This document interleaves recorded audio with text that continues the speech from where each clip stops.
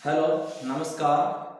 हम कक्षा 10वीं व्याकरण पढ़ रहे थे और उसमें दूसरा भाग आज हम पढ़ेंगे। पहले भाग में हमने कर्म के आधार पर क्रिया के भेद पढ़े थे, सकर्मक और अकर्मक क्रिया के बारे में। आज हम दूसरे भाग में पढ़ेंगे प्रयोग व संरचना की दृष्टि से क्रिया के भेद कौन कौन से हैं, वो भेद आज हम यहाँ शुरू कर रहे हैं। पहला है, देखते हैं प्रयोग व संरचना की दृष्टि से क्रिया के भेद कौन कौन से हैं। पहला है प्रेरणात्मक क्रिया, दूसरा है संयुक्त क्रिया, तीसरा है नाम धातु क्रिया, चौथा है पूर्वकालिक क्रिया और पांचवा है क्रियात्मक संज्ञा। कुल मिलाकर के ये 5 भाग ही हम पढ़ेंगे, 5 भेद हम पढ़ेंगे, क्योंकि क्रिया के वैसे अनेक भेद होते हैं, 6, 7, 8 तक होते हैं, लेकिन परीक्षा की दृष्टि से महत्वपूर्ण ये 5 है और इसके बारे में हम बारे बारे से अध्ययन करेंगे। पहला है प्रेरणात्मक क्रिया क्या होती है। प्रेरणात्मक क्रिया जिन क्रियाओं में कर्ता स्वयं कार्य न करके किसी दूसरे को कार्य करने के लिए प्रेरित करता है, वहां प्रेरणात्मक क्रिया होती है। यानी कर्ता स्वयं कार्य नहीं करता है और किसी दूसरे को कार्य करने के लिए कहता है, वहां प्रेरणात्मक क्रिया होती है। यानी एक दूसरे को प्रेरणा देता है और वही क्रिया प्रेरणात्मक क्रिया कहलाती है। और प्रेरणात्मक क्रिया की पहचान है, क्रिया के अंत में वाना प्रत्यय जोड़ा जाता है। अब हम यहां देखते हैं, उदाहरण के लिए मोहन दर्जी से कपड़े सिलवाता है। यहाँ मोहन दर्जी से कपड़े सिलवाने का कार्य करता है, स्वयं कार्य न करके दर्जी से कार्य करवा रहा है। राधा श्याम से पत्र लिखवाती है। राधा स्वयं कार्य न करके पत्र लिखने का कार्य श्याम से करवा रही है, इसलिए यहाँ पर प्रेरणात्मक क्रिया। वह हलवाई से मिठाई बनवाता है। यहाँ स्वयं कार्य न करके हलवाई से मिठाई बनवाने का कार्य किया जा रहा है, उसे कार्य करवाया जा रहा है, इसलिए यहाँ प्रेरणात्मक क्रिया होगी। इसलिए हमें मूल बात यही ध्यान में रखनी है कि क्रिया के अंत में वाना प्रत्यय जहाँ जुड़ा होता है वह प्रेरणात्मक क्रिया कहलाती है। प्रेरणात्मक क्रिया में यानी एक इसमें कर्ता 2 होते हैं, एक प्रेरणा लेने वाला, एक होता है प्रेरित करने वाला। यहाँ मोहन तो प्रेरित करने वाला करता है और दर्जी है वो प्रेरणा लेने वाला करता। 2 कर्ता होते हैं, एक तो प्रेरणा देने वाला, एक प्रेरणा लेने वाला। यहाँ 2 कर्ता होते हैं इसमें। और ये बात भी ध्यान में रखनी है कि प्रेरणात्मक क्रिया चाहे सकर्मक से बने चाहे अकर्मक से बने, हमेशा सकर्मक क्रिया ही होती है। ये बात हमें थोड़ी सी ध्यान में रखनी है। आगे हम क्रिया लेते हैं, संयुक्त क्रिया क्या होती है।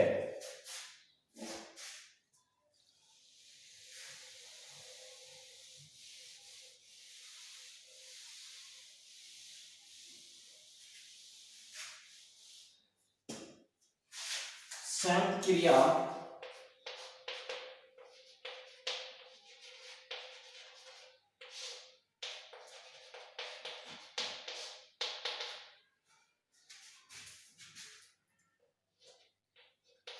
जब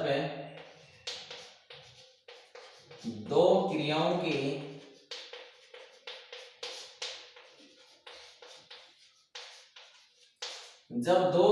के मेल से एक नवीन क्रिया बनाई जाती है, वह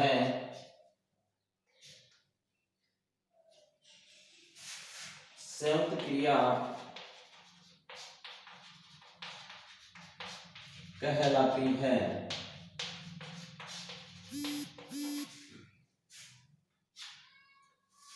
जैसे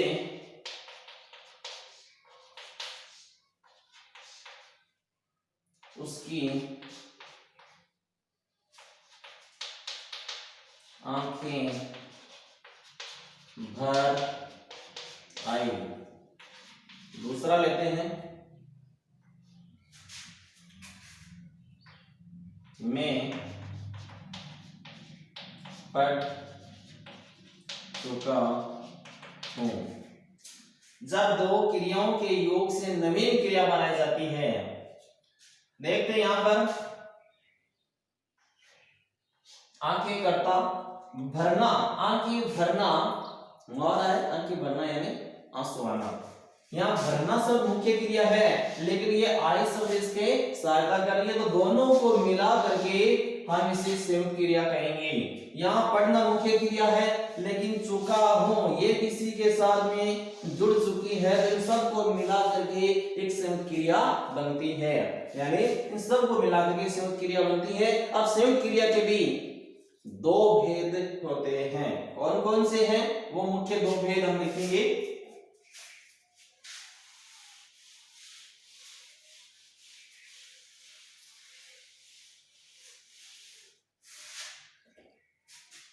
संयुक्त क्रिया के दो भेद हैं, जिसमें पहला है मुख्य क्रिया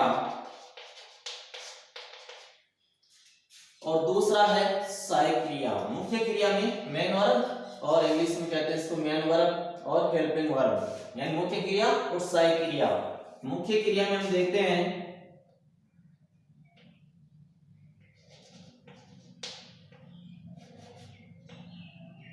कर्ता या कर्म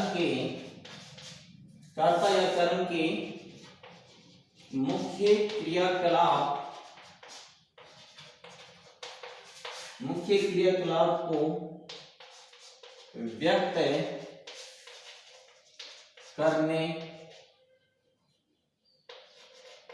को व्यक्त करने वाली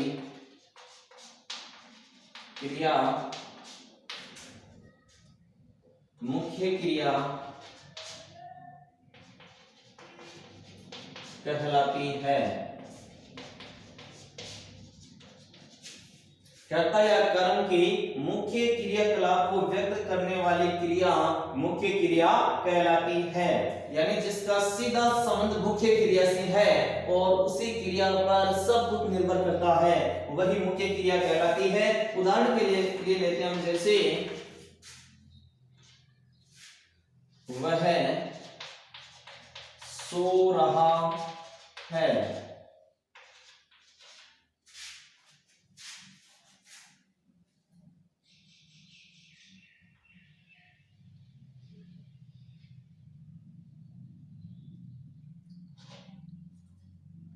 मोहन बाजार जा चुका था। ये दो हम उदाहरण लेते हैं, दो से हम समझ जाएंगे। वह सो रहा है, अब यहाँ मुख्य कर्ता का मुख्य कार्य क्या है? सोना। यहाँ सोना धातु नहीं, सोना का कार्य सोना, यहाँ उसका मुख्य क्रियाकलाप है सो रहा है। यहाँ रहा है यह मुख्य क्रिया नहीं, यह मुख्य क्रियाकलाप है सोना। मोहन बाजार जा चुका है, यहाँ जाना ये मुख्य क्रिया होगी, ये तो इसकी सहायता कर रही है। यहाँ जाना मुख्य क्रिया है और मुख्य क्रियाकलाप को व्यक्त करने वाला ही मुख्य क्रिया होती है। तो यहाँ मुख्य क्रिया जाना है, यहाँ सोना है, ये मुख्य क्रिया है, यानी सब कुछ मुख्य क्रिया पर निर्भर करता है, ये तो इसकी सहायता कर रही है, यही मुख्य क्रिया होगी मेन वर्ब। तो यहाँ हम इस प्रकार से जान सकते हैं कि मुख्य क्रियाकलाप जिसके साथ में होता है वही मुख्य क्रिया होती है। दूसरे हम रहते हैं सहायक क्रिया।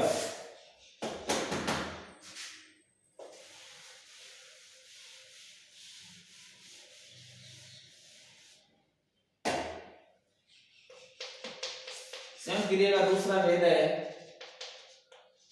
सहायक क्रिया,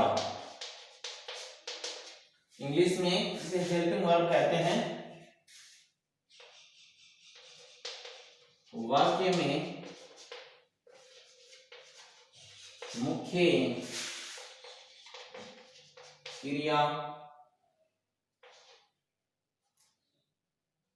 क्रिया की सहायता करने वाले पद, वाक्य में मुख्य क्रिया की सहायता करने वाले पद सहायक क्रिया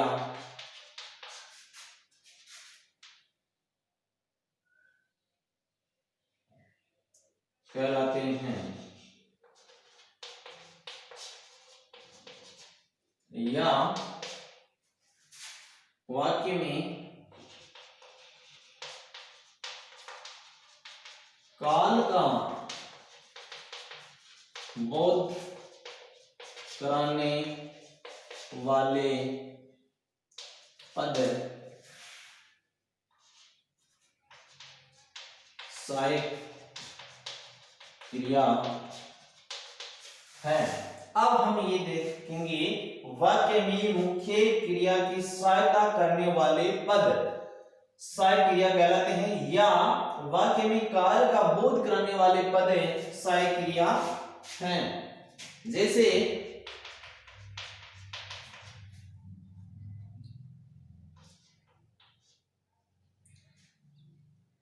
राम पढ़ चुका है। दूसरा,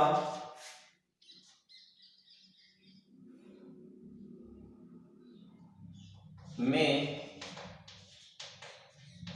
बाजार जा रहा हूं।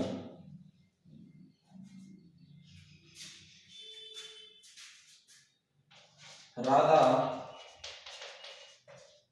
पढ़ सकती है। अब हम यहां देखते हैं, राम पढ़ चुका है मुख्य क्रिया पढ़ना, मैं बाजार जा रहा हूं जाना मुख्य क्रिया, राधा पढ़ सकती है पढ़ना मुख्य क्रिया। अब इसकी सहायता देखो, पढ़ना चुका है, ये चुका है इस पढ़ शब्द की सहायता कर रही है, इसलिए ये सहायक क्रिया। यहां जाना रहा हूं का मतलब इस जाना का ये पद है वो सहायता कर रहा है, इसलिए इसे हम सहायक क्रिया कहेंगे। पढ़ सकती है, तो यहाँ पढ़ने का शक्ति शब्द है, इसकी सहायता कर रहा है और इसी को हम सहायक क्रिया कहते हैं। अब देखो दूसरी बात, ये काल का बोध भी करवा रहे हैं, यानी ये कार्य किस काल में हो रहा है, वर्तमान, भूतकाल या भविष्य में। देखो राम पढ़ चुका है, कार्य हो चुका है, भूतकाल की बात हो गई, प्रेजेंट भूतकाल की बात हो गई, तो यहाँ देखो पढ़ चुका है यानी तुरंत भी पढ़ा है, तो ये काल का बोध भूतकाल में। मैं बाजार जा रहा हूं वर्तमान काल में, प्रेजेंट कंटिन्यूअस टेंस, तो यहाँ पर देखो वर्तमान काल, जा रहा हूं वर्तमान में कार्य हो रहा है, राधा पढ़ सकती है आगे का कार्य हो रहा है भविष्य काल में, फ्यूचर। तो यहां पर तो इस प्रकार के संभावित फ्यूचर, तो इस प्रकार से ये शक्ति कार्य भी, ये शक्ति शब्द भी यहां इसकी सहायता कर रहा है, काल का बोध करा रहा है, मुख्य क्रिया की सहायता कर रहा है, इसलिए हम इसको सहायक क्रिया कहते हैं। अगले हम पढ़ते हैं जो महत्वपूर्ण है परीक्षा की दृष्टि से भी, नाम धातु क्रिया।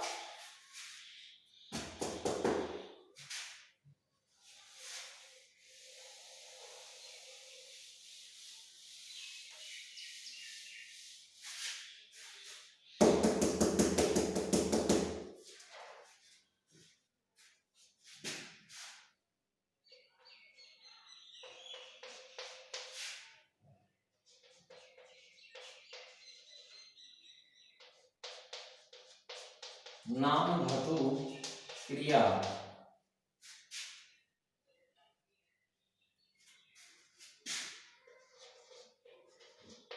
मूल धातु को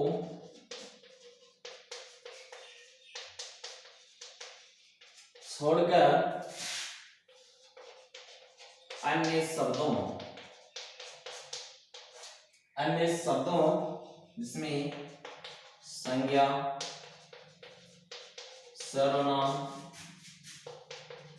विशेषण आदि, मूल धातु को छोड़कर अन्य शब्दों में प्रत्यय लगाकर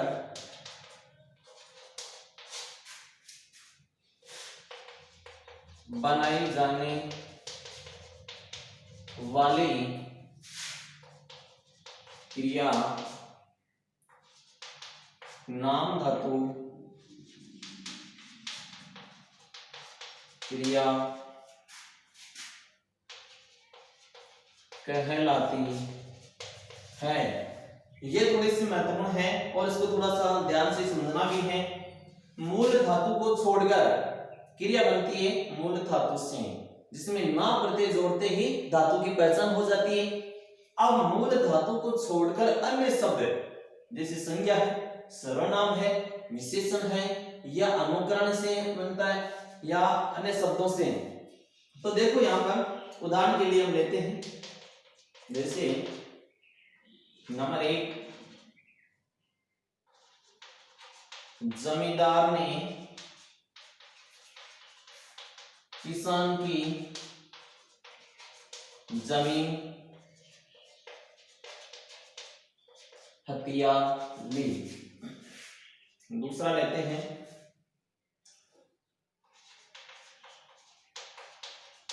गुड़िया तो सटिया गई।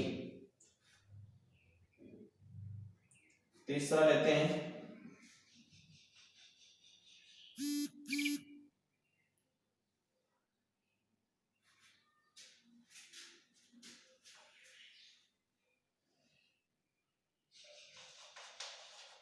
राधा बहुत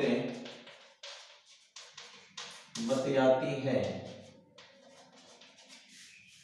अब हम यहां देखते हैं संज्ञा या सर्वनाम विशेषण से कैसे बनते हैं। जमींदार ने किसान की जमीन हथिया ली। हथियाना, यहां हथियाना शब्द आया है। हथियाना शब्द अपने हाथ में ले ली।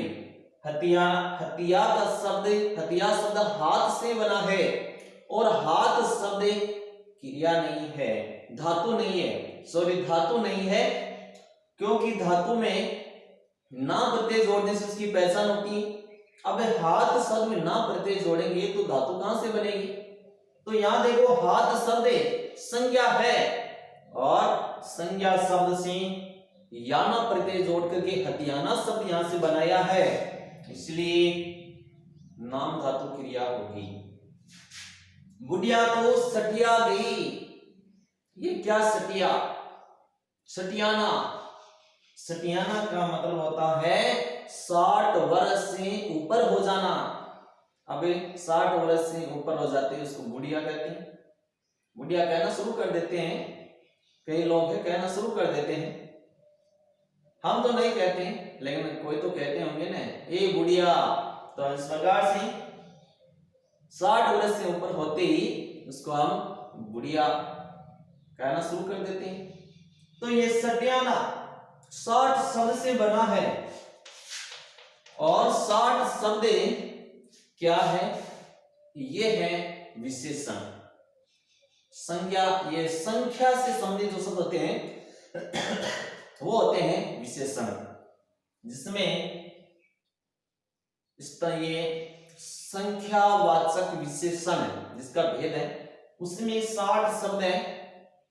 तो ये सटिया शब्द 60 विशेषण से बना है, इसलिए हम इसको नाम धातु क्रिया कहेंगे। राधा बहुत बतियाती है। ये बतियाना क्या होता है, राधा बहुत ज्यादा बातें कर रही है। बात शब्द से, बात शब्द से ये बतियाना शब्द बना है। बात शब्द है भाववाचक संज्ञा। बात शब्द है भाववाचक संज्ञा। तो बातें करना ये एक भाववाचक संज्ञा है। तो बतियाती है, बात शब्द से बतियाना शब्द बना है, इसलिए हम इसको नाम धातु क्रिया कहेंगे। देखो सर्वनाम से बनते हैं, जैसे अपनाना, मैंने उसे अपना लिया है। अपनाना यानी ये अपनाना शब्द बना है आप से। सर्वनाम है आप से अपनाना शब्द बना है। ऐसे ही अनेक अनुकरण से बनते हैं। अनुकरण से यानी किसी की आवाज को सुनकर के हम उसके अनुसार उसका नाम दे देते हैं। जैसे चिड़िया चीं चीं करती है तो चिचियाना, बकरी में करती है तो भिनियाना, और मधुमक्खी भिन भिन करती है तो भिन भिनाना, और उसी प्रकार से चहचहाना या जैसे फिरवाना शब्द भी है। तो इस प्रकार से ये अनुकरण शब्द से खटखटाना, टमटमाना, टिमटिमाना, तो चमचमाना, तो इस प्रकार के शब्द अनुकरण से यानी किसी की आवाज को सुनकर के उसके अनुसार उसका नाम दे देते हैं, वह भी नाम धातु क्रिया ही होते हैं। तो ये होती है नाम धातु क्रिया, यानी मूल धातु को छोड़ करके अन्य शब्दों से संज्ञा, सर्वनाम, विशेषण या अनुकरण से ऐसे शब्द बनते हैं, उसे हम नाम धातु क्रिया कहते हैं। कहने का मतलब धातु से जो क्रिया नहीं बनती है उसे हम नाम धातु क्रिया कहते हैं। नाम धातु, नाम का मतलब होता है संज्ञा, संज्ञा से संबंधित धातु बनाई जाती है, जबरदस्ती बना दिया जाता है, होती नहीं है लेकिन बना दिया जाता है, इसलिए ये नाम धातु क्रिया होती है। आज के लिए इतना ही, आपने ध्यानपूर्वक देखा, इसके लिए आपका बहुत बहुत धन्यवाद। आगे का वीडियो कुछ ही समय में, कल या परसों में आपको फिर से अपलोड यहाँ हो जाएगा आपके लिए। आज के लिए इतना बहुत है, ये सीख लेते हैं तो बहुत ज्यादा है। तो आगे की जो क्रिया है, जो दो तीन और बची है, वो अगले वीडियो में हम पढ़ेंगे। धन्यवाद, थैंक यू।